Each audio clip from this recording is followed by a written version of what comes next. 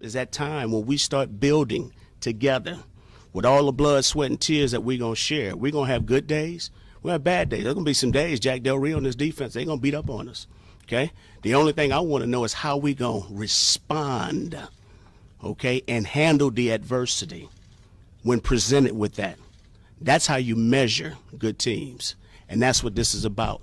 Like I said, I'm ready to embrace this journey. I'm fired up. I'm excited about this moment. And like I said, I'm looking forward to it. Washington football. Woo!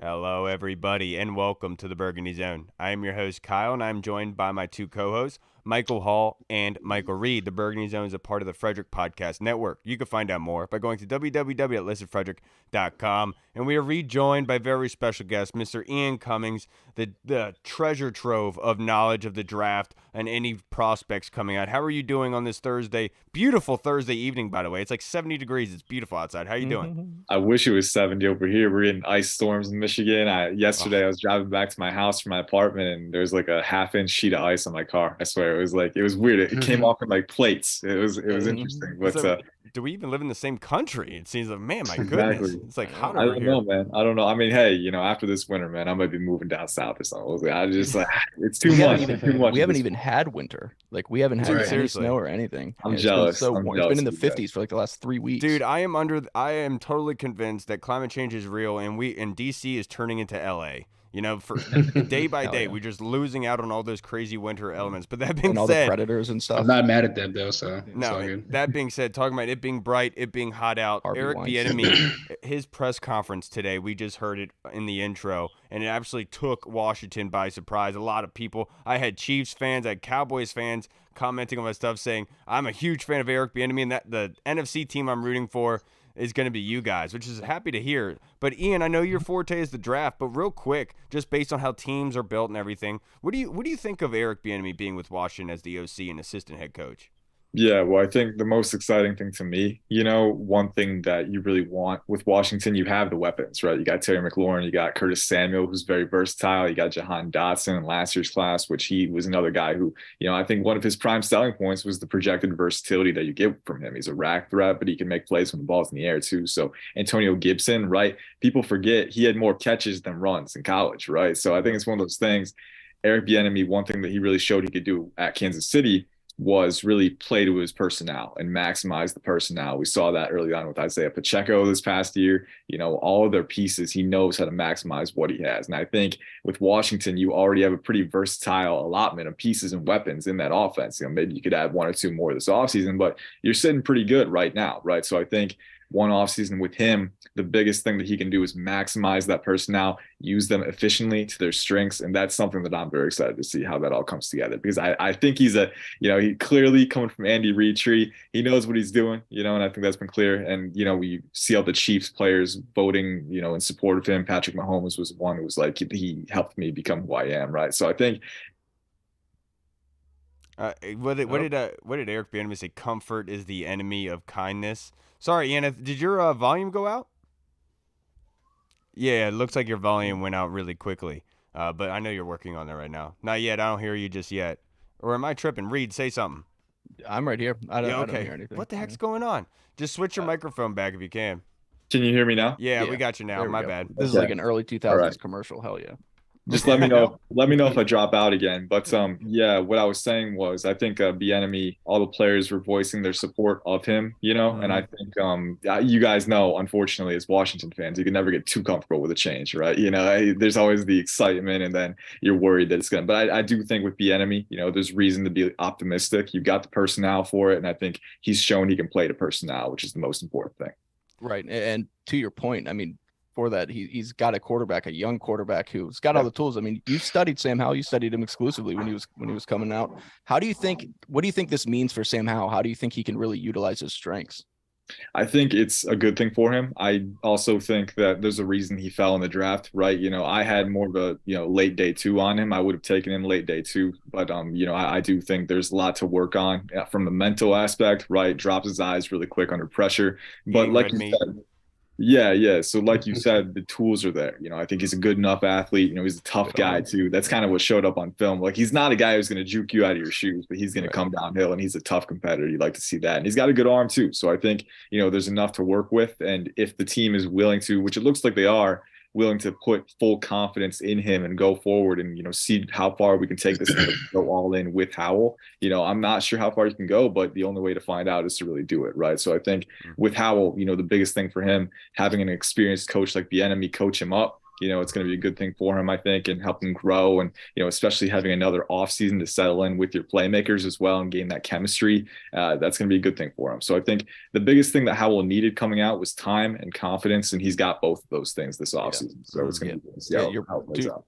To your point, the Dallas game I think was huge for him because they're a playoff team, our number 1 rival, and I think he was like, "Oh my god, hell yeah, I can play in this." Even a little bit. I think Patrick Mahomes. And by the way, don't run with this and say it's going to happen this time. But Patrick Mahomes played that last game, his rookie year, and it's a little thing, but it can help with the acclimation process. Obviously, if you're a rookie, you don't have experience. Even getting a little bit, even just getting your feet wet, can help in the long run. You guys heard it here first. Ian Cummings compares Sam Howell, says he's going to have the exact same career as Patrick Mahomes. Thank you. You heard it. Call me. Hey, I hope he's right because I would be doing cartwheels if that was the case in Washington. But sticking with quarterback talk and jumping back into the draft, it seems like the consensus is that Bryce Young and C.J. Stroud are the top 2 quarterbacks. And then you get down to guys like Will Levis and Anthony Richardson, and people's opinions vary from they think they can be a project or they're a good starter to that they might bust out of the league. Where do you stand on those 2 quarterbacks? Yeah, so I think with any passer, right, it's always going to be pretty dependent on your landing spot. And I think that's especially true with those guys. I'm a little higher on Anthony Richardson just because I think, people make the upside argument for Levis, right? He's a really good athlete at his size. He's got a great arm.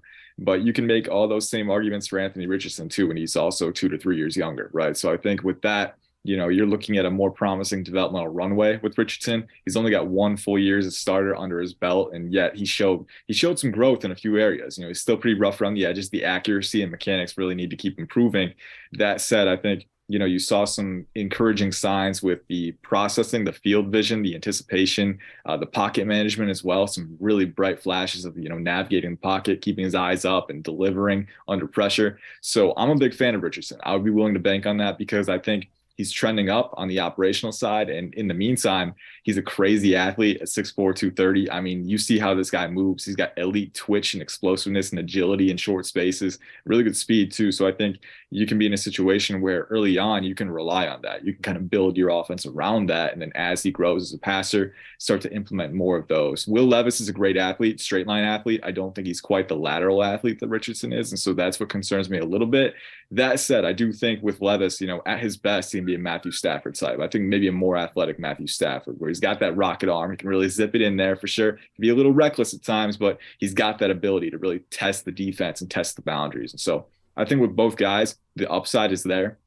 It's going to be up to each individual team, whether they're willing to bank on it, whether they think they have the infrastructure to kind of, cushion them going forward. But I do think the upside is worth taking in round 1 for them. But to your point, I think Bryce Young and C.J. Stroud are the more established prospects. I've got Richardson right up there with them, but I think, those are the guys, if you're looking for a guy who you can, he can compete right away, that's going to be your best bet, I think. All right. Now, Ian, my next question for you, let's bring it to the other side of the football. I'm looking at the cornerbacks in round 1 for the Commanders, sitting around 16. I would absolutely love to be able to get my hands on Christian Gonzalez like Reed does on the weekends, or somebody like Devin Witherspoon. What are your top 5 prospects at the cornerback position? Yeah, so top 5, man. I mean, this cornerback class is insane. Like I could stop at 5. I wish I could go to 20, right? Yeah, I know. There's so many guys, man. I swear, I was talking about it on Twitter yesterday. Like it's a crazy strong class. It's into insane. the early third round. You're like, Ian, this guy could have. Real quick before you go, Ian, would you say that my bad, Reed? Would you say the corner is the most, like, the deepest position of the draft in your opinion? This year for sure. This year Okay. for sure. There's a ton of guys. There's Love yeah, that. like going down to the bottom end of round 3, even on day 3. I think there's going to be a lot of value Right. guys who could potentially even start early on. At least play a rotational role, right? So I think this is the year if you don't need a cornerback, like if it's not your top need, if you don't need a blue chip talent there, it's okay to wait a little bit, right? Because there's a lot of talent, a lot of depth for sure. But at the same time, going back to your point, if you can get a guy like Christian Gonzalez or Devin Witherspoon, and the things that they can do for your defense, it's things that other prospects maybe can't do. So maybe you get them in round 1. So my top 5, I mean, we'll start with those two. Those are my top 2. I got Christian Gonzalez at 1. I love the size, speed, athleticism. I think he's super explosive. I mean, the build-up speed for him, it's really effortless at his size, which is really impressive. I know he's clocked around 23 miles an hour GPS range, which is pretty insane, right? So that's a guy who can really just kind of put the cap on your receiving threats downfield. But at the same time, I think as the year went on, we really saw him progress technically, mentally as well. One of his interceptions, he was tracking a route, it was a drag route on the line, right? And he's tracking this guy and he sees the quarterback's eyes flip back to this wheel route and he flips his hips seamlessly in space, times the ball perfectly at the catch point, makes the pick. I mean, the awareness, the reaction speed, the adaptability at his size too, the hip fluidity to just make that transition so seamlessly while keeping his speed. I mean, this guy he's insanely talented. He's trending up. I love him. Devin Witherspoon, love him in a different way. I mean, this dude is physical. I mean, you watch him, he is an absolute tone setter. I mean, he does not care who you are. He's going right in your grill. And he's only listed at like 6'1", 180. He's not the biggest guy, but he's going to make you feel all 180 pounds of what he's got. And he's another explosive athlete with speed. I think he's really twitchy, really natural in coverage, really instinctive as well. So one of those guys who I think the biggest difference is that Gonzalez is a little bit longer. I think a little bit more athletic, but they're both really, really good cornerback prospects who I've considered taking in the top 15. I got to pull up my list here. I made a couple changes. I'm always reevaluating, always trying to, see if maybe I can look at something in a different light. And so I think you said Tyreek Stevenson was number 3. Yeah, so he's interesting. Yeah. So right now I've got like 4 guys going for the final 3 spots in my top 5. So I'll roll them all out. Tyreek Stevenson from Miami right now is my 3rd guy. Calais Ringo is 4. Joey Porter Jr. at 5, but right behind him, kind of in that 5B spot, Clark Phillips the 3rd. That's kind of my top 5, top 6. I think with Tyreek Stevenson, man, he needs more hype in my opinion. He's going to test very well. He had an over 37-inch vertical in high school, and that explosiveness shows up. In my opinion, he's one of the most purely explosive cornerbacks in the draft. You see him close on plays. He accelerates like that, just the snap of a finger. But he's got really good size too. I think he's around 6 foot for a corner. He's 214 or something. It's interesting. Yeah, he's only around 6 foot, but he's over 200. I think he's like 210, 214, like you said, and he's got over 32-inch arms too. So a really good build, and he's twitchy. He's agile. He's got good fluidity. He's very good technically at the line too. I think the foot speed, the discipline to, use feet first before jamming guys. He's very patient and disciplined. That shows up. His ball skills can improve a little bit. Sometimes he doesn't get his head around quick enough, but I think all the building blocks to cover guys, he's got that for sure. Calais Ringo, the book's out on him, right? Size, speed freak. I mean, he might run in the 4.3, maybe high 4.2 at the combine, just insane. He's physical as well. He's physical. He's trending up technically, but he's a really young guy, right? So he's still a little green in certain areas, but he's shown that playmaking ability. I love the upside with him. Joey Porter Jr., man. I mean, he's a guy who's, again, physical, right? Not quite as fluid. I do think for his size, he's very fluid, but rewatching him, there is occasionally a hitch on his transitions that the other guys don't have, right? So, but I do think he's fluid enough, agile enough, explosive enough at his size, and he might measure in with 34, 35-inch arms. So that kind of length, that's dominating length at corner. That's something you can use to dictate reps really early on. And then Clark Phillips, I love this guy. He's a little bit undersized compared to these guys, but yeah, like you said, he's just a baller. I mean, he's another guy who's explosive, very, very smart guy. I mean, this guy consistently positions himself to make plays. He doesn't shy away from a contest. I remember him covering Jordan Addison on a few reps against USC. Great against Caleb Williams. Like super, super quick reaction time at the stem, closes like that, and he's super physical too. I mean, he plays above his frame, very good ball skills. I think, it was one of those, it was a quick dig in the end zone, right? And Addison, he cuts that stem really quickly. He's going in right away. but Clark Phillips is so quick to click and close. Not only that, you have to play the ball well. You have to wrap around. You have to time that effectively. And he's just like a hawk, man. Just like that. He gets his hand where it needs to be. It's an incomplete pass. I mean, he's so precise with that playmaking ability. And that's one thing that I love about Clark Phillips. He can play the slot. He can play the boundary. There's so much to like, and I could go on for like the next 12 to 14 guys as well, man. This cornerback class is insane, but we'll stop there. But that's my top group at corner. I think that's with a lot of different molds, a lot of exciting player types, and a lot of upside. And I'll make sure to get you back on here, Ian, and maybe we'll actually do a full episode with you so we can actually get into your whole thought process, because I feel like we have you on here so briefly. Questions about it, right? I was gonna say like, I'm all for it, but make sure you block off like 3 to 4 hours. I got you. I'll make sure I have the coffee machine next to me. Ian. But to wrap this up, I only have a couple more questions for you. But the combine is coming up. Who are you excited to see perform and get some measurements for at the combine?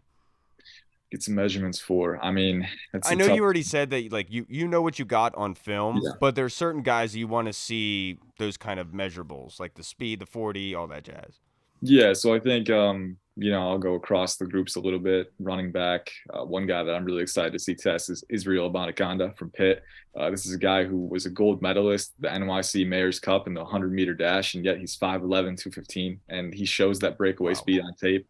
So he's a guy who, this running back class, a lot of different molds, but he's a guy who kind of blends them together, having that size to be a workhorse and the speed to be a breakaway threat. That's rare. You don't see that often. So I really want to see how he runs. At tight end, Dalton Kincaid is one guy that I'm looking forward to seeing test. I recently upped him to my tight end 1 over Michael Mayer. Really? Not a slight on Mayer. Yeah. Mayer is a very good prospect, but I actually think Kincaid is a little more explosive, a little more flexible. And I really want to see if he can measure him with over 33-inch arms, then we're really cooking, because he's got that catch rate too. Luke Musgrave is another one. I mean, he's a little more linear. He's my tight end 4 right now, but size, speed, freak with almost 36-inch arms. I mean, if he can improve his catching technique, you're looking at a very, very good player. So that's another one. If I can go to the defensive side, I'm trying to remember. There's a lot of guys. Adetomiwa Adebawore from Northwestern. He's a defensive lineman, around 6'2", 280. He's got 34-inch arms. He's going to test out of this world. He's a freak, man. I would love to have that guy on my defensive line rotation. I'd put him at 3-tech. He can play edge or 3-tech, but big fan of what he has to offer.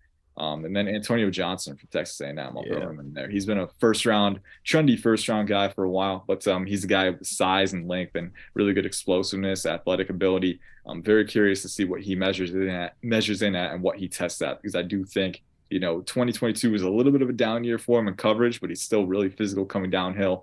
And I think that with the traits that he has, he's worth investing in for a modern defensive mind. So those are just a few. I could go down the list, but those are a few that come to mind first off. Dude, it's absolutely insane just to see you, because obviously there are hundreds of different prospects, and that kind of question you kind of have to break down a little bit. And the fact that you can just pull it right out of the back of your head, Ian, is very, very impressive. I can't thank you enough, as always, brother. And I'll make sure that we get, before draft, we'll make sure to get you on here full time for the whole hour. Be able to break down with you this actual draft and all the prospects in, because I can't thank you enough for your time, man. All the information you give us is so valuable. I really do appreciate everything, Ian. Hey, I appreciate it too. Feelings mutual. Thanks for having me on, guys. Keep up the great work, Ian. We'll talk to you soon, all right? Yes, sir. Thank you. Yeah. All right, everybody. We just spoke with the man, Mr. Ian Cummings, a.k.a. The Vault. Yeah, the dictionary. Yeah. It's the drafttionary. It's interesting because this draft class, the experts or whatever, like Mel Kiper and them, they all say that this draft class isn't that good. That's what they've been saying, which is crazy because we automatically look at the quarterback class, say, and we're like, oh, this draft class is better. But apparently it's not. Like, there's no Sauce Gardner or any of those guys in this class, but the cornerback there's class. There's no dominant, number one, like 1A wide receiver, like alpha wide receiver in this class. And it's just crazy because, I've always been thinking that this is a very good class. And it is. I mean, it's deep. It's not – I don't think it's terrible. But, I guess they're right about that. It's not across the board like the last one. Even though they didn't have the quarterbacks last year, they still had a very, very solid group of guys. Yeah, I think this is kind of more of one of those, meat and potatoes draft where a lot of the talent and depth of it is going to be in, kind of the trenches, corner kind of situation where the wide receivers, quarterback, running back isn't as flashy as others. Yeah. But who is flashy? EB from the Junkies. That guy Yeah. tight. Hey, real quick, let's get actually no, we're not going to get into Eric Bieniemy yet. I mean, obviously it's the hot topic item Talk about the other of ED. today, but we got Street Scores Rico joining us here very soon. So let's talk about it with him. But before we get into that, let's get into our draft prospect breakdown. We each got one. Reed, you're going to do Tyler Steen, the tackle from Alabama. This was submitted by Tim Towner in our Discord chat server. We have Hall doing Aubrey Miller, the linebacker from Jackson State, who was submitted by Tony Franchise on Twitter. And then I am taking Keaton Mitchell, the running back from ECU, submitted by Tim Towner on our Discord. So Reed, if you want to start us off first, sir. Yeah. So I got Tyler Steen, the offensive tackle from the University of Alabama. He's 6'5", 315. And just before I even get into his play, when you look at Tyler Steen, he looks like a left tackle in the NFL. He just, the way that he's proportioned, you can tell that this guy that's played football for a very long time. He's crafted his body to be perfect for the offensive line, and he's athletic. He's very good movement wise, like moving side to side. I think his lateral agility, it seems pretty good. And doesn't seem to let people get too far outside of him in pass sets, but he does seem to struggle a little bit running or in run games, as a lot of offensive tackle do in today's college game. I didn't see too much. Doesn't he have a tight like his hip? That's what I was about to get into. So it seems like even though he can move pretty well from side to side, it seems like his core is not maybe the strongest of all the offensive tackles, but he did show good improvement from 2 years ago to this year. And if he can keep that up, he'll be good. But he also doesn't seem like a technician. He seems like I didn't see much hand movement and many things other than just latching hold of somebody if he can get a good grip on him. And that was kind of it. So if he gets a good offensive line coach, it's there. Like, this guy's got everything. It's just, you need to kind of bring him along slowly. I do think that he'll be probably an early day 3 pick, possibly late day 2. But I do think that he's somebody that if you can get him in the right system and you can develop him, I think that he could actually end up being a very successful tackle in the NFL. But that's a big if. Yeah, that's the guy I was thinking of when I was talking about the Sadiq Charles of this draft being. I think that's he's better fit for guard. Where if you slide him in right away and learn from there, I think he could be a very good professional. If you are watching this if you're listening to this on iTunes, I'm sorry, but I'm doing Keaton Mitchell, and I decided to do a video highlight real quick. I think it's only about 30 to 40 seconds long. So if you're on YouTube, make sure you're watching this as I do the breakdown of him. But I got Keaton Mitchell, the running back from ECU, very good player. In 2022, 201 attempts, 1,400 yards, averaged 7.2 on the ground with 14 touchdowns. And in 2021, 1,100 yards rushing, 6.5 yards on the ground, and 9 touchdowns. No fumbles in his career. And he has done some returning, but only on kickoffs. Hasn't seen anything for the punt game. So he's somebody you could add here. But the one thing with him is he almost reminds me of Marion Barber in the way that when he moves, it's not agility. He's not moving side to side. He's not really exploding away from guys. He's more using it with vision, anticipation. He's reading what's happening and adjusting. A lot of his strengths come from when he's in space. As you can see from that kickoff video right there that he returned, when he's in space, when he has something going for him, he's really, really good. But if you have to force him to move his feet, if you have to make him be quick, have to make a decision, that's when he's at his worst to be able to come down. So if you're looking at somebody later rounds, I think that Keaton Mitchell is your guy. He's 5'9", 184 pounds. He's a sophomore.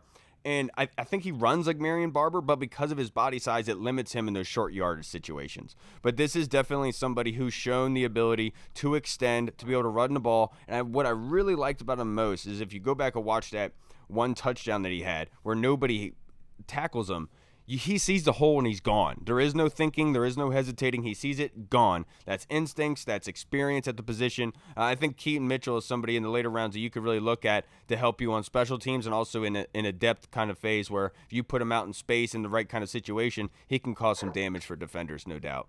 What about you, Hall? Yes, I did. Aubrey Miller from Jackson State University. He transferred there in 2021 as a senior. He played 2 years at Jackson State. He was a fifth-year senior in 2022. 2021 was the better of his 2 seasons. In 744 snaps, he had 65 solo tackles, which was in 13 games. He had a 58.4 QBR when targeted against him, which is pretty good for a linebacker. And then as an edge rusher, he had 26 pressures, 12 QB hurries, 8 QB hits, and 6 sacks. and he was looking to build on that going into 2022. I think that someone got recruited and then came in and took some snaps from him because he only played 12 games and 588 snaps in 2022, had 56 tackles, and then allowed an 89.4 QBR against him. So, like I said, sacks went down, pressures went down, QB hits went down, hurries went down. 2021 was the better of the two seasons, but some of his strengths are he's very good against the run. He's a will linebacker, but he can play Mike in some certain situations. He sets the edge effectively as an edge rusher. He's very good in the run, like I just said. He has violent hands, and he's very instinctive in the run game as well. Shoots gaps really quickly. Uses his athleticism to get up on linemen and get into the gaps a little bit faster. Some of his weaknesses are, like I said, for whatever reason in 2022, he allowed a little bit more passes against him. He's more of a two-down linebacker. But in the zone-heavy scheme, you could probably put him in there.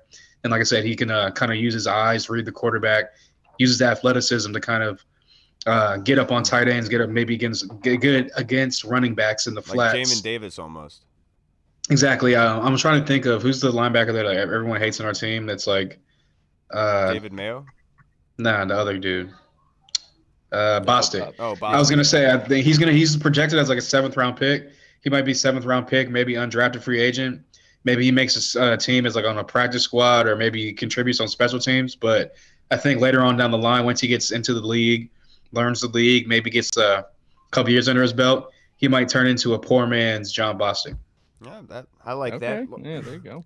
Jackson State with Deion Sanders, obviously he got out at the right time, I will say. Yeah. Now, when we are joined by our next guest, Mr. Street Scores Rico here, I have a question for him that we're going to talk about from the Discord chat server from Jeff Miles, and it's a fantastic question, but I want to make sure that Street Scores is in here when we answer, and he should be here any second. But before we get into that, Tim Towner asked on the Discord chat server, Reed, who would be your dream new owner?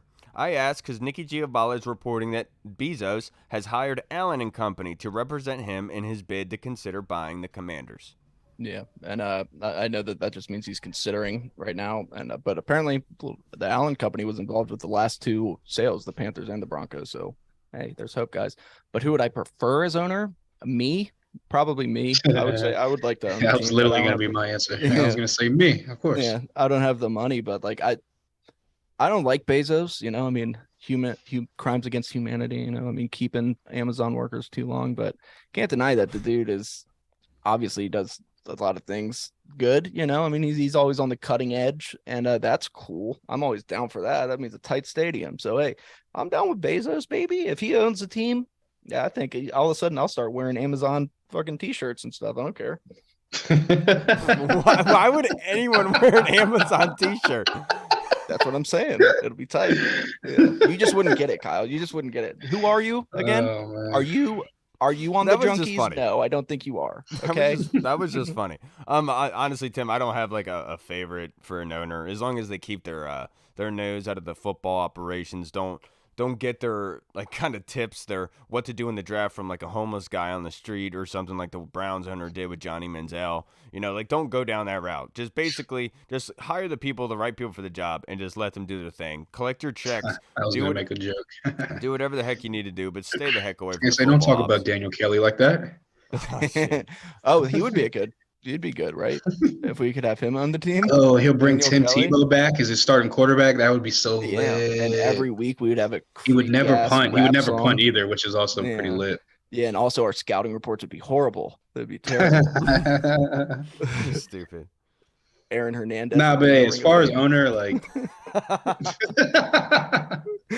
That was messed up. Yeah, that's but funny. Messed me. Yeah, as far as owner, I'm kind of with Kyle. I don't really care who the owner is. It'd be cool if it was like a black owner, but I think the dude that's like the black, I forget his name, like Byron Allen or something like that. Yeah. He clearly keeps getting outbid by like all these like heavyweight people, like the Walmart people and probably Bezos. So probably not gonna be him this go around. But yeah, honestly, I wouldn't mind Bezos just because I know the stadium would be like you said, top of the line and just like cutting edge. It'd be like super cool. We play a but game in space, probably. I feel like Bezos would almost have like that kind of like Dan Snyder kind of in him, where he's like, I gotta be involved somehow. Oh my But God, if that happens. I mean, I heard that that dude Josh Harris that like owns the 76ers and I think it's the Red Wings or something like that, Yeah, whoever it is, It's the Devils. Red Wings. And I some heard that he's soccer like a too, guy right? that like hires his people and then just lets them do their own thing. He puts the people in place and takes a step back.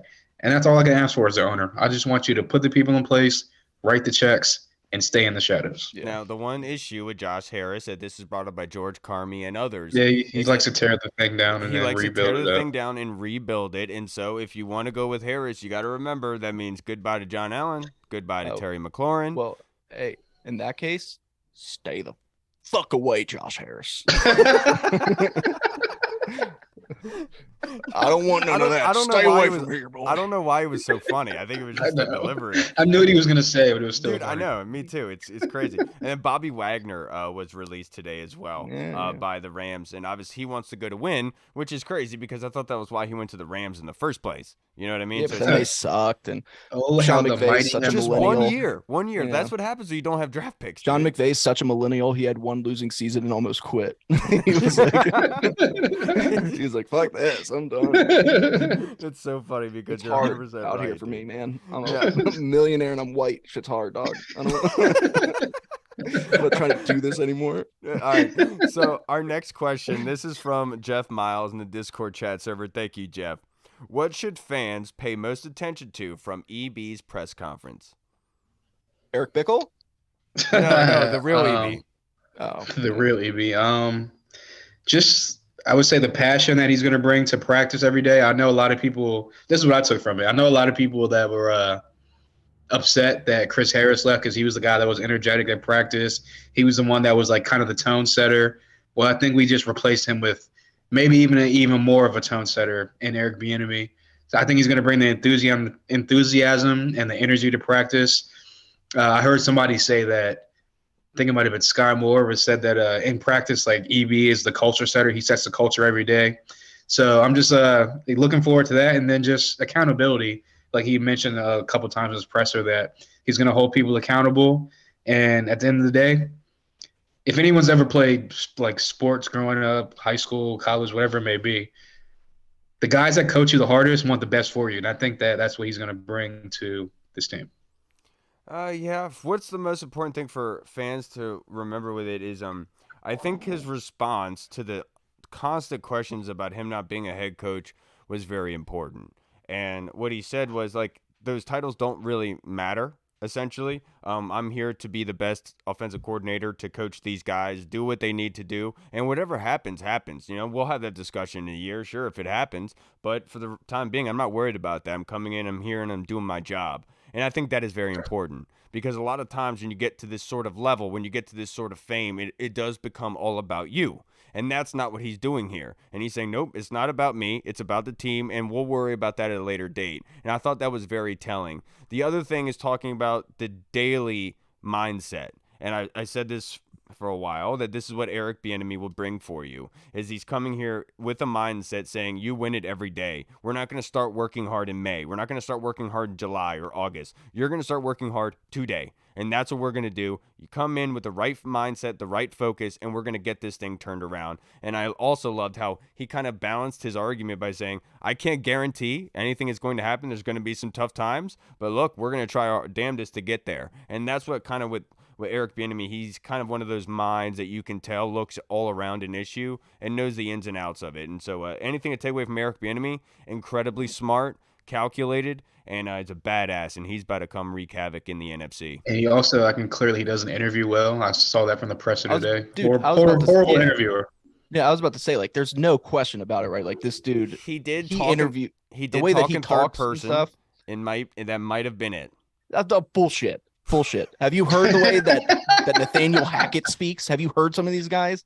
No chance. No chance. I was Eric just making Bieniemy a cried joke. those Gase dudes. came I guarantee it. Adam Gase came to the press conference on meth. Like, Yeah, Adam Gase was like, yeah, oh God, yeah. Dude, Yeah. no, but I'm sorry about that. No, I was just kidding. You know, I know, but, I know. I just find it always funny when somebody talks in third person. It's just one of those things. But now It always we're reminds me joined. of The Rock. Yeah, our next guest, Mr.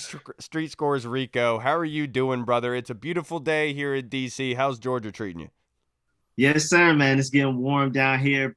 Glad to be back. I'm super excited after the Eric Bieniemy presser. I mean, my expectations were high coming in, and he still found a way to exceed those. So I'm really excited about the future of the franchise. Yeah, That's real fast. That's one of the things. It seemed like LaShawn McCoy talking. I know he's an idiot, but LaShawn McCoy was straight up like, this dude doesn't do anything. He was quiet. He sat there. He wasn't outspoken. He wasn't doing like, I saw the exact opposite. Like the dude seemed, I mean, I don't know how he was in meetings and stuff, but like he seemed like he was got a good head on his shoulders. He seemed like he was articulate, smart.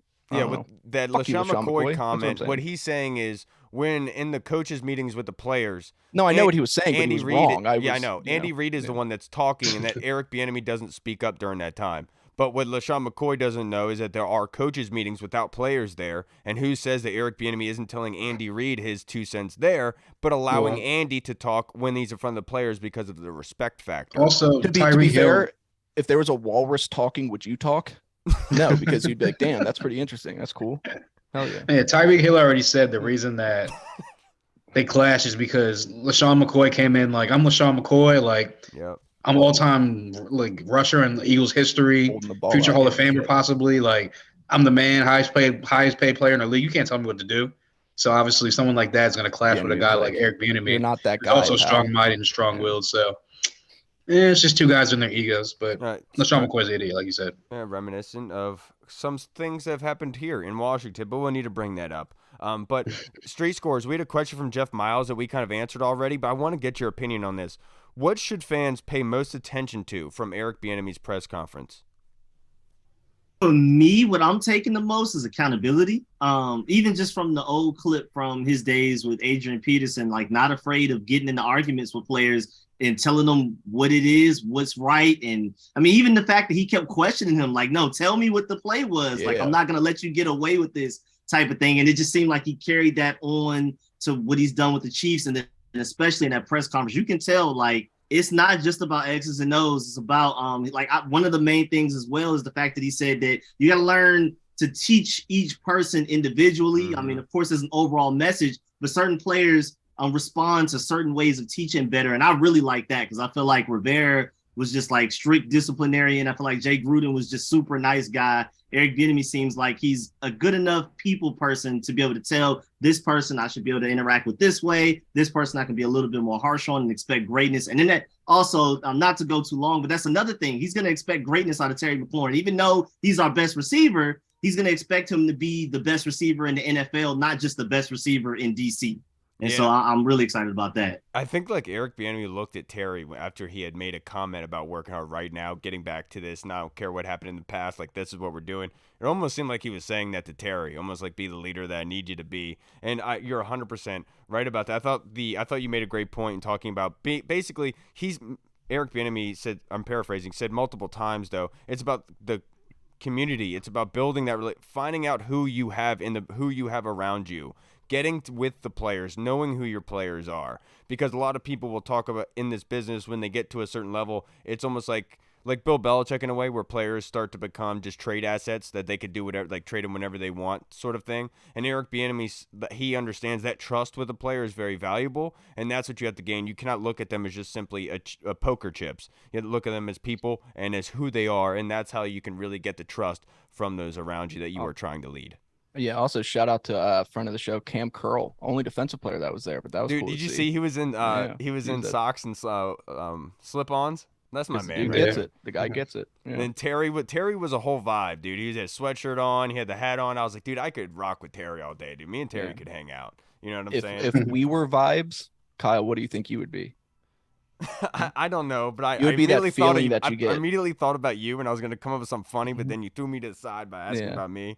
You would be that feeling that you get when you think somebody put something in your drink. That's what I What's wrong with you? Street Scores. All right, this next question is from the Discord chat, Andy Lockhart. Thank you, Andy. Oi! In the UK. Oi! Is Taylor Lewan the answer for Washington at left tackle, Street Scores?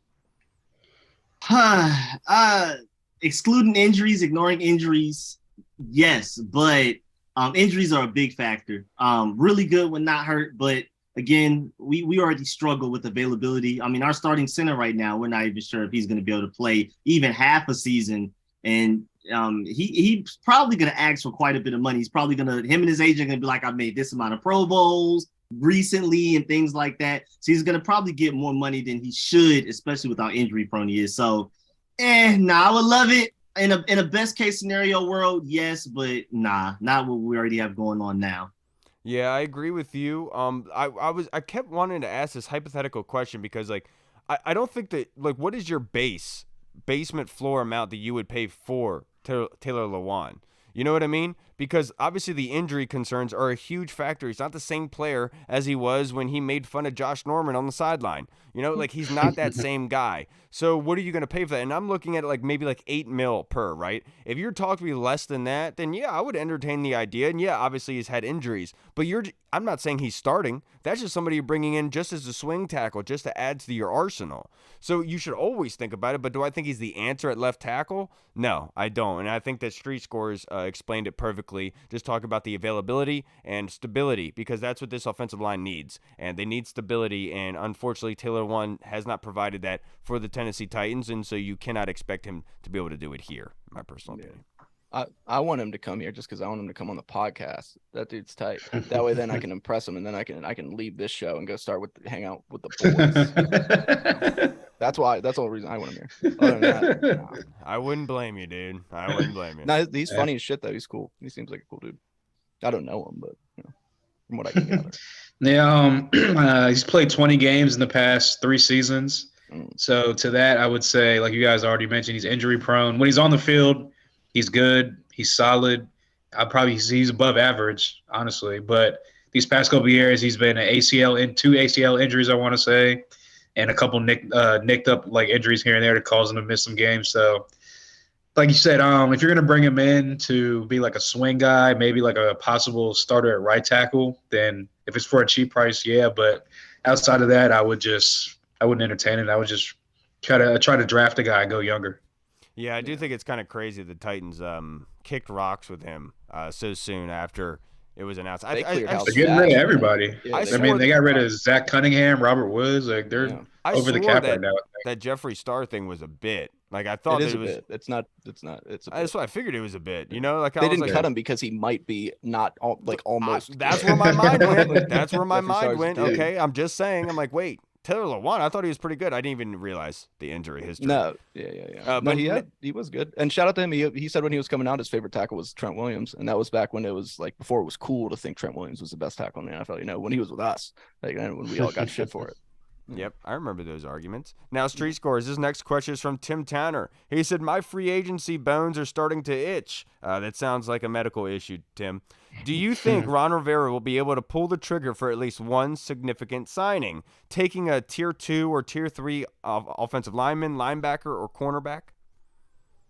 I think it's going to be tough. It definitely depends on the sale of the team. I mean, I know a lot of people probably saw recently that Bobby Wagner got released. Maybe he's willing to sign like a really cheap contract or something like that. But I highly doubt it, just from Rivera's track record mixed with the fact that we're in ownership flux right now. I just don't really see it. And then our biggest needs, we kind of lucked up because this draft has a lot of that talent, especially in the first 2 rounds. I feel like corner and offensive line, we could easily find a franchise guy within the first 2 rounds at both positions. So I think they'll probably just play it safe, just and move forward and then go from there. I mean, maybe you know how after the draft, some of those post June 1st signings go and things that don't count against the compensatory pick formula and things like that. Maybe we get a little active there, but I doubt it.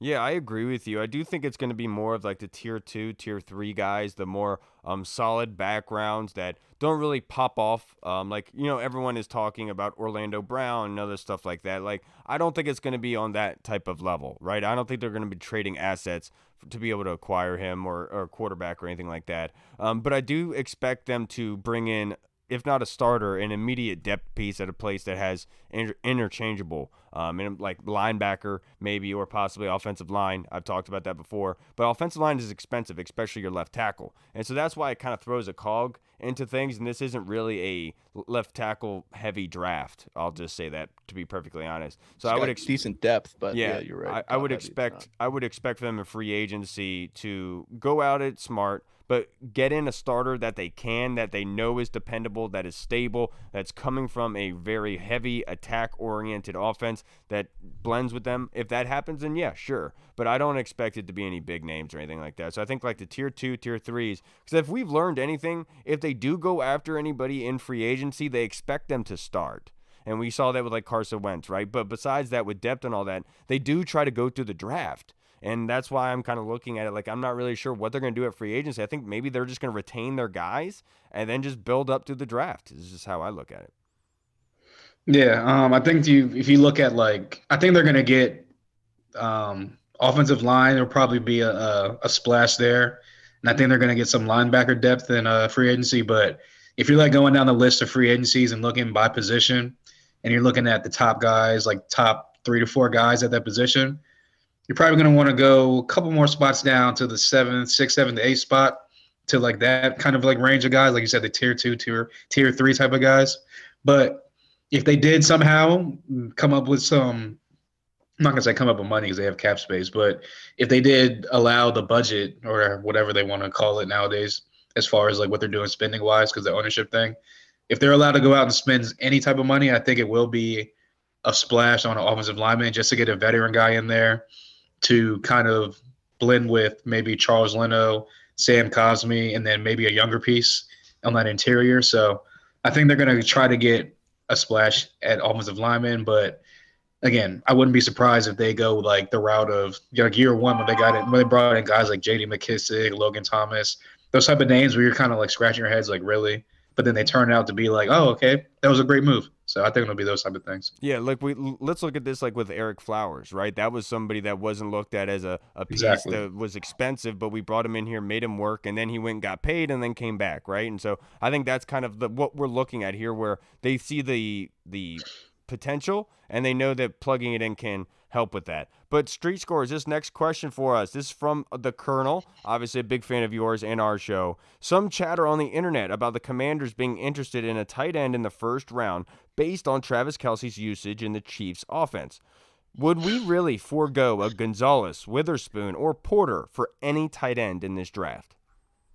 I personally don't believe so, and I wouldn't. I'm very high on this cornerback class, and I do feel like the tight end class. Oh, yeah. I feel like this tight end class is fairly underrated. I feel like a lot of people acting like, tight end, there shouldn't even be a tight end going in the first round in some places, but I feel like that's a lie. But I don't think you can pass up Christian Gonzalez or Joey Porter, especially Devin Witherspoon. And then, like y'all already mentioned, the tackle depth in the second round if you wanted to stay there. Now, maybe if you trade down and you hope to get a few of those guys, I love Darnell Washington. I feel like you can build an entire offense around him. But to not take one of those guys to take a tight end, no, I don't see it. Yeah, and obviously Darnell Washington being the road grader that he is from the tight end position, obviously with the 2-to-1 ratio comment that got everyone up in riots, would absolutely plug and play and work really nice here along with all those tight ends. But no, I would not. I don't see that happening. I wouldn't do it. I wouldn't forego Gonzalez or Witherspoon just because I view it this kind of like the Champ Bailey thing. You let Champ Bailey go to be able to go get Clinton Portis, right? And you let a DB go that was a future Hall of Famer that would have been your corner for 10 plus years for a running back when running backs average careers are only 3 years. And that's kind of how I'm looking at it, where if you can get that corner that can legit be your starter that you don't have to worry about for the next 5 years, then go get that guy. And not only can he be good and dependable, he could also strap up a lot of anybody that he wants to.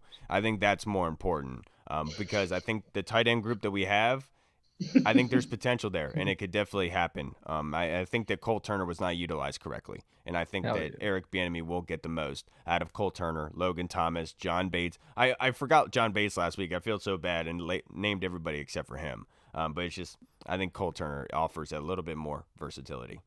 Yeah, my bad. Trying to figure out why my audio or why my camera is like making me all blurry, not focusing. And I found out you can flip your picture. That's sick. That's tight. Love that for me. Super tight. It looks like you've been hanging out with A-Rod all weekend. Yeah, it looks like you've been hanging out with Eric Bickle all weekend. You know? That's not Now, but also to the point, junkie, like Kyle. to the point of Travis Kelce, I don't think tight end is that like big of a necessity, because if you look at the offense prior to Tyreek Hill leaving, the offense went through Tyreek Hill because he was the best player on the offense. The offense went through Travis Kelce this past year because he was the best player on the offense. So I think that Eric Bieniemy, Andy Reid, whoever's offense you want to call it, they're able to kind of they're kind of able to morph it to the best player on the offense, which would be Terry McLaurin. If they want to have it 1 week tailored to Jahan Dotson, it'll be tailored around Jahan Dotson. So I think they're able to just kind of take up advantage of the mismatches we have and just surround the offense around the best player on the team or on the field, which would be Terry McLaurin. Look at you, man. God damn, that was good. I will say that is very. Once very a month, good. I come out with like a good take. You know, it was end of the month. I had to get it out. It's more often than that, but I just got to give you flowers when it's due. But before we wrap this up, boys, we don't have any more fan questions. But I kind of wanted to ask you guys, like, what are your expectations for Washington? So, Street Scores. Now that Eric Bieniemy is here, what do you think that elevates Washington, right? Because they were outside looking in the playoffs last season. So let's say, like, do you think that Eric Bieniemy keeps them where they are? They regress? Do you think the acquisition of Eric Bieniemy pushes them up to winning and getting in the playoffs or winning a playoff game? What do you think? Yeah, not to say that I feel like the players didn't necessarily respect Scott Turner, but I feel like with Eric Bieniemy coming from his coaching tree and the success he's had very recently and winning 2 Super Bowls in such a short amount of time, I feel like players are going to buy in a little bit more. There's going to probably be a little bit more hope. Like players are tired. Maybe Scott Turner's telling them to run this extra lap, and then maybe they're like, it's not worth it. I mean, he's just going to go out there and call the wrong play anyway. But with Eric Bieniemy, I feel like there's going to be a certain belief in this franchise that the players will respond to, and I feel like they're going to go that extra mile. Now, of course, new quarterback, technically new offensive coordinator, was supposed to lower our expectations, but I feel like the team is talented enough to where if Sam Howell is just at the very least better than what we got from Taylor Heineke and Carson Wentz, which I feel like isn't a lot to ask for. And Eric Bieniemy does do a good job of disguising his weaknesses while he's still maturing as a quarterback. He's still raw, but there's talent there. And I mean, from the limited snaps that he had throughout the season to be able to throw with the touch that he had against the Cowboys, I can only imagine what he can do after an offseason as QB1, or at least competing in a fake QB battle or whatever. So I just feel like bringing in Eric Bieniemy is going to, at the very least, raise the hope, expectations. And I'm not lowering my expectations. This playoffs are a bust, even with a new offensive coordinator and quarterback. I love it, dude. I absolutely love it. A lot of people don't want to touch this topic, but I absolutely love it. What do you think, Cole? Yeah, I'm with Street Scores. I think that, honestly, if they would have elevated Ken Zampese or hired like a Pat Shurmur, to be honest with you, I think my answer would have been like, they get to eight or 9 wins. Like Sam Howell's a quarterback in year 1, basically. Get a retool the offensive line. Like, I wouldn't be expecting much, but when they got Eric Bieniemy and then watching that presser today, like, nah, the standard is what it was this past season. Get to the playoffs, win a playoff game. That should be at minimum. Like I said, the floor should be get to the playoffs and win a playoff game. The talent is here on the team. I think that with Eric Bieniemy coming in, he's going to demand accountability. He's going to hopefully elevate Sam Howell, elevate this offense to at least average at best or at worst, And I think that, like I said, like he said in the presser, like the defense is already here. We just need to add a couple pieces here and there. If we retool the offensive line, and look what the Eagles did with Jalen Hurts. They put an offensive line in front of him, gave him a dominant wide receiver and a great defense. I'm not going to say like that's going to be us this year, but we were 1 or 2 games away at home, beating the Cleveland Browns or beating the New York Giants at home from making the playoffs. So the expectation this year should be you win 9-10 games, get into the playoffs, win a playoff game, and yeah, that's all. Yeah, and it's absolutely crazy because you get called Reed. you get called a homer, you get called a whole bunch of stuff just because you're saying yes, the record has not been good, but there is something being built here that is withstandable, that is stable, and is sustainable. And it's funny that now all of a sudden everyone is echoing those sentiments after Eric Bieniemy says it. Like, how come it took Eric Bieniemy for you to realize what you have here in your own building? Why were we hating on this organization, saying that Ron Rivera didn't know how to build a roster? He was a dinosaur. The game has left him behind. He can't build a roster. He can't progress. He can't draft well. He can't eval. It's kind of crazy to see that all of a sudden Eric Bieniemy gets hired, and now everything's just switching. Everything's 180. Yeah, it's Absolutely. so true. Crazy, right? I mean, just to add to that, I do feel like this roster has been a sleeping giant. And if you look back at last year, we were 1 or 2 plays away from winning. Like, you could argue like 4 or 5 games. I mean, it could have gone either way. And I just feel like that gap of coaching, why the Giants improved so much, why the Eagles are so much better, and then, I mean, the Cowboys, whatever they are. But I just feel like coaching was the exact piece that we were missing. I feel like talent-wise, we matched up well with the rest of the division. But it's just that little bit of coaching, adjustments, calling the right play, putting guys in the right places at the right time. I feel like that was the difference in a lot of our games. Yeah, and I feel like, dude, no disrespect to Scott Turner, but it's fairly obvious that Eric Bieniemy and Scott Turner are completely polar opposites when it comes to personality. I mean, obviously the guy exudes emotion and obviously intensity, and Scott Turner was much more trepidatious, timid kind of way. But this next question, I didn't even. Did you want to answer, Butt Burglar? Nah. Oh, man. You gonna answer it or what? Nah, dog. I'm scouting the goddamn house next door, trying to steal something. But this last question that we have, but before I get into that, I'm all over the place right now. But I do expect the expectations to rise. Eric Bieniemy coming in here, attention to detail, talking about everything that we do is going to be done with purpose. I think that does go the extra mile, and I feel like the defense made the right corrections last season. They were one of the worst on third downs in the red zone. They end up being the best in the league on third down. They made the right moves to be able to progress. The offense didn't.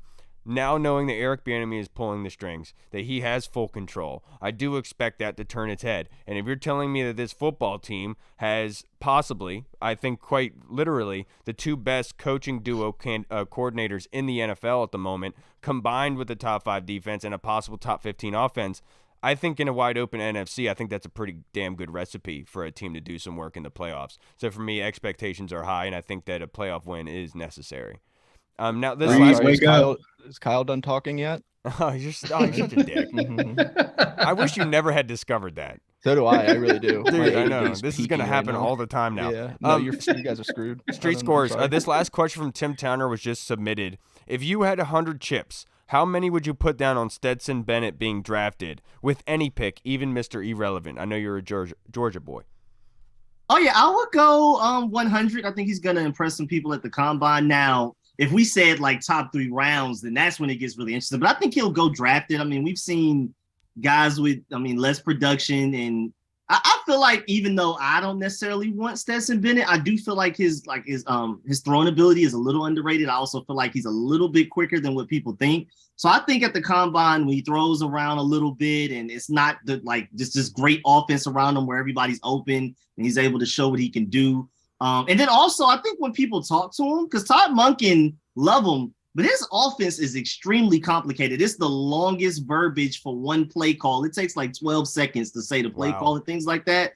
And I feel like that's going to be a good thing to take to the NFL that a lot of guys are going to take into a factor. Like, hey, this guy is already used to dealing with a very complicated playbook. Granted, everybody was open, but as far as being the leader in the huddle and calling the plays and getting everybody where they need to be, I feel like that will take them a long way. So draft it for sure. But then the debate comes in, top 3 rounds, doubt it, but we'll see.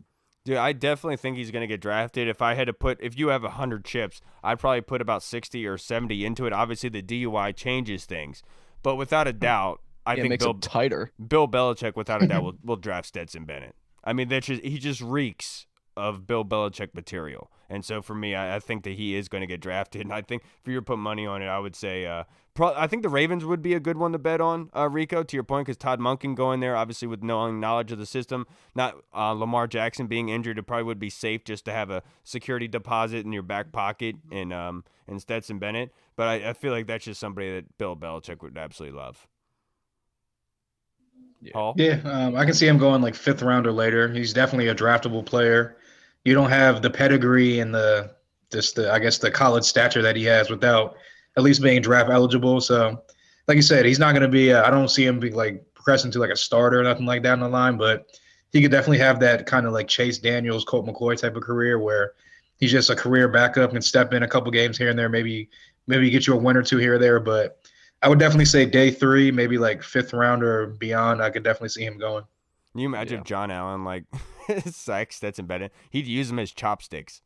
He would absolutely destroy that dude. Stetson Bennett does always look like he just got off Survivor or something. Like he spent 6 months on a deserted island. And it's like,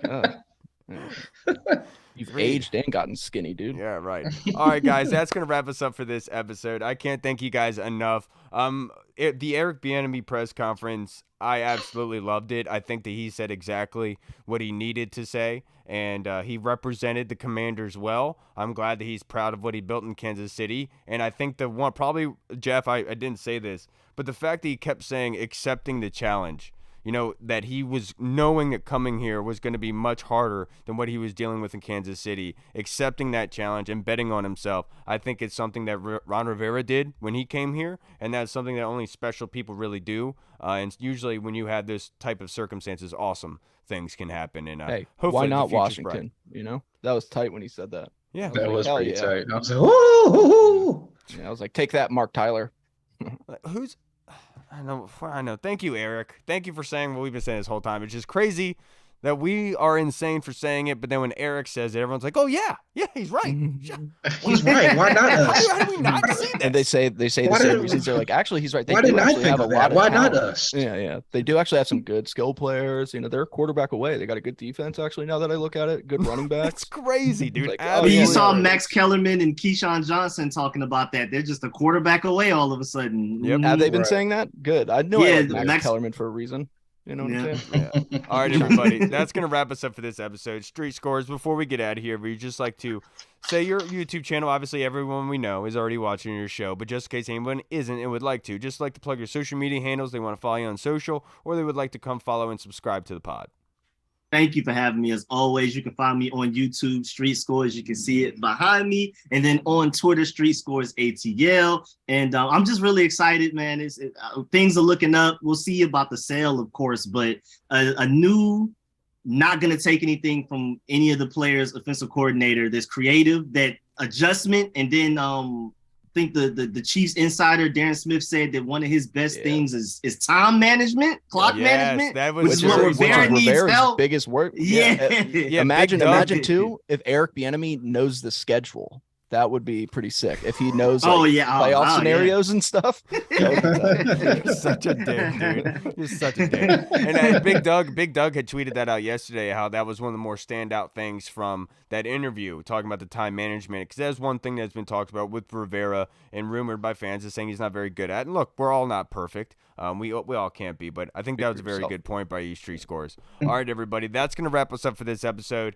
Let us know what you think of the hiring of Eric Bieniemy, and let's answer. We want to get your opinion. Why do you think all of a sudden now we're in a good situation with Washington now that Eric Bieniemy said that we are? So I would love to be able to hear your thoughts and how much credit Ron Rivera deserves for building that with his bare hands through cancer and name change and owner change. So I want to make sure we get that base funnel. Let's just make sure you guys comment that in the YouTube channel. I'd love to hear from you. All right, everybody. We'll see you again on Monday. Have a great, safe weekend. Enjoy it. I'm probably going to watch Eric Bieniemy's press conference 30 times by the end of the weekend just to get me through his work shift tomorrow. Get me all jacked up. All right, everybody. I'm Kyle.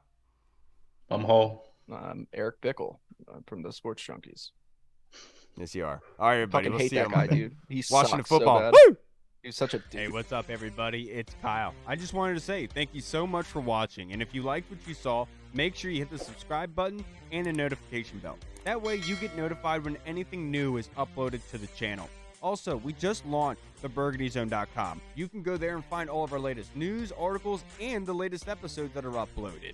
Again, we also have the Discord chat server, where all of our VIP folks are in, like Andy Burrows, Scott Hartley, Sergio Martin is in there as well. Don't miss out on the Discord chat server. Go and check that out. Until next time, everybody, Washington football. Woo!